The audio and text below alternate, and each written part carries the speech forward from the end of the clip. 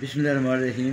عزیز طلبہ، ایک مسئلہ اب آپ کا رہ گیا۔ یہ تو آپ کو پتہ ہے نون ساکن ہو تو پیچھے ملاتے ہیں، یعنی جزم ہو تو پیچھے ملاتے ہیں، شد ہو تو پیچھے ملاتے ہیں۔ لیکن یہاں پہ مسئلہ آ گیا، جزم بھی ہے، یہ دیکھو جزم، اور شد بھی ہے۔ اب ہمارے لیے بڑی پرابلم آ گئی ہے کہ ہم جزم کے ساتھ ملائیں، یہ نون ساکن کے ساتھ ملائیں یا شد والی کے ساتھ ملائیں؟ شد والے کی سائڈ ملائیں۔ اس میں ایک چیز یاد رکھو، اس کے کتنے کنگرے ہیں؟ تین کنگرے ہیں۔ تو یہ دیکھو تین کنگرے ہیں، تین میزائل ہیں۔ یہ میزائل بڑے ہوتے ہیں، میزائل بڑے ہوتے ہیں۔ اس سمجھ لو کہ جزم سے یہ طاقتور ہے، جزم سے طاقتور ہے، شد طاقتور ہے، جزم سے شد طاقتور ہے، صحیح تو سمجھ بولو، جزم سے شد طاقتور ہے۔ جب جزم کے بعد شد آ جائے تو ہم نے پھر کہاں ملانا ہے؟ شد کے ساتھ ملانا ہے۔ ماشاءاللہ، کہاں ملانا ہے جی؟ شد کے ساتھ۔ شد کے میم زبر یا مائی، بولو میم زبر یا مئی، میم زبر یا مائی، میم زبر یا مئی، یا زبر تا یت، یا زبر تا یت، تا زبر تا تا زبر تا یت تا، یت تا، میم زبر یا مائی۔ میم زبر یا مئی۔ اگر ہم پڑھیں گے میم زبر نون مان تو غلط ہو جائے گا، کیونکہ آگے شد بھی آ رہی ہے۔ جیسا ہم نے یہاں سے ڈائریکٹ پل بنا کے ادھر آنا ہے، اس کے اوپر سے گزر جانا ہے ہم نے، یہ دیکھو ایسے کر کے گزر جانا ہے۔ مین دریا، یہ دریا ہمارا، اس کو ہم نے عبور کرنا ہے۔ یہ سامنے خشکی ہے، یہاں پہ پہنچنا ہے۔ میم زبر یا مائی، میم زبر یا مئی، یا زبر تا یت، یا زبر تا یت، مائی یت، مئی یت، تا زبر تا تا زبر تا مائی یت تا۔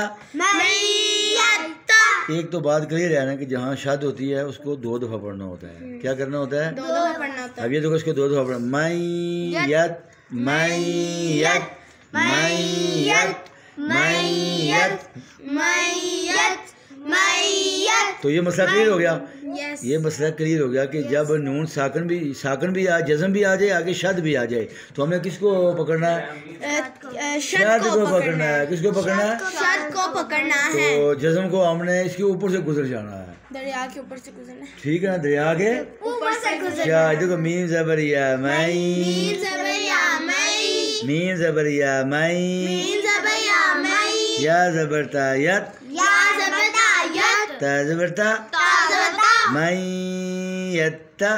مئی یت تا۔ کیا سمجھے آپ مجھے بتاؤ؟ جب نون کے اوپر جب شد ہو نا تو نہیں، جزم ہو نا تو ہم ٹھیک نے ہے، نون کو نہیں پڑھنا، ہم نے پھر جس کے اوپر شد ہو ہم نے اس کے اوپر اس جانا کے ساتھ ملانا ہے۔ تو شد کدھر ہے؟ ادھر ہے۔ شد یا کے اوپر ہے، یا کے اوپر ہے۔ بس شاباش شاباش۔ تو پھر ہم نے ڈائریکٹ، اب ایسے نہیں کرنا، نون کے اوپر تو نہ زبر ہے نہ زیر ہے نیچے، اس کو تو ہم ملا ہی نہیں سکتے نا، پھر ہمیں اسی کو ملانا پڑے گا جو زبر والی ہے اور زیر والی ہو۔ میم زبر یا مائی۔ کئی بات سمجھ آ گئی ہے آپ کو؟ سمجھ آ گئی ہے؟ بولو نا منہ سے، زور سے بولو۔ آئی ہے، خالی آئی ہے، آئی نہیں گئی ہے، گئی ہے نا۔ میم زبر یا مائی، میم زبر یا مئی، پھر بولو میم زبر یا مئی، میم زبر یا مئی، میم زبر یا مئی۔ پھر اس کو چونکہ شد ہے اوپر، اس کو دوبارہ پڑھنا ہے، یا زبر تا یت، تا زبر تا یت تا، مائی یت تا، مائی یت تا۔ ماشاءاللہ۔ اب ایک اور لفظ دیکھتے ہیں ہم، اسی طرح کا لفظ ہے، یہ کون سا ہے؟ ماشاءاللہ۔ اب یہ دیکھو، اب یہاں پہ نون ساکن آ گیا، یہاں پہ لام کے اوپر شد ہے، تو ہم نے کاف کو کدھر ملانا ہے؟ نون کے ساتھ ملانا ہے یا لام کے ساتھ ملانا ہے؟ لام کے ساتھ ملانا ہے۔ تو نون کے اوپر جزم ہے، آگے شد ہے، تو ہم نے کس کو چھوڑ دینا ہے؟ نون کو۔ تو کہاں سے پھر کدھر جائیں گے ہم؟ پل بنائیں گے یہاں پہ، یہ ایسے پل برج بنا کر آگے چلے جائیں گے۔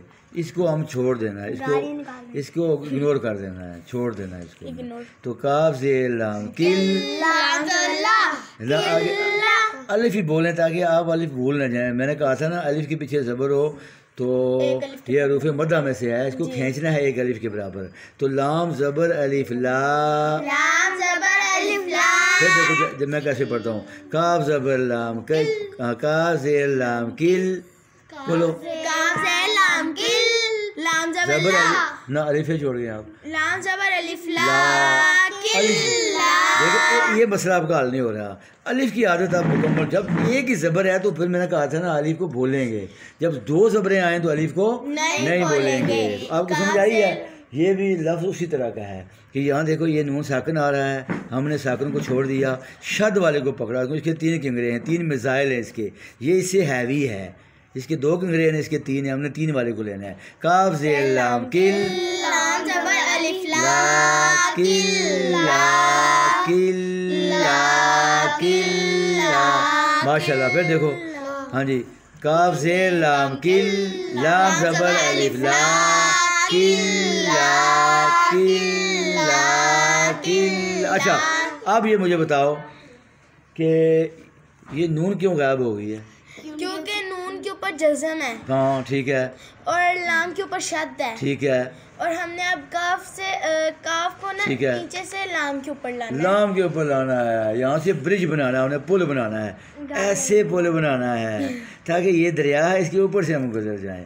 کاف زیر لام کل لام زبر الف لا کل لا کل لا. اچھا اگر ہم اس کو پڑھیں گے کاف زیر نون کن تو پھر انتہائی غلط ہو جائے گا. پھر اس لام کا اس کو کون سا لفظ لیں گے اس کے ساتھ جو ملائیں گے, پھر ہے ہی کوئی نہیں ہے. لہٰذا ہمیں یہ کاف سے ڈائریکٹ ہمیں اس کے اوپر جانا پڑے گا. اور یہ قرآن پاک میں جگہ جگہ یہ آتا ہے, جگہ جگہ. تو آج کے بعد یہ گڑبڑ نہ ہو. ٹھیک ہو گیا؟ ہوگی گڑبڑ؟ نو, آج کے بعد گڑبڑ نہیں ہوگی. ماشاء اللہ. آج کے بعد گڑبڑ نہیں ہوگی. آج کے بعد گڑبڑ اگر ہوگی تو میں یہاں سے نیچے پھینک دوں گا آپ کو. ٹھیک ہو گیا؟ تو بات ختم کرتے ہیں کہ نون ساکن آ جائے تو ہم نے اس کو نہیں دیکھنا, اگلے حرف شد والے کو دیکھنا ہے. تو پچھلے حرف کو ہم نے شد سے ملانا ہے. تو آج کے لیکچر ختم کرتے ہیں. فی امان اللہ. السلام علیکم.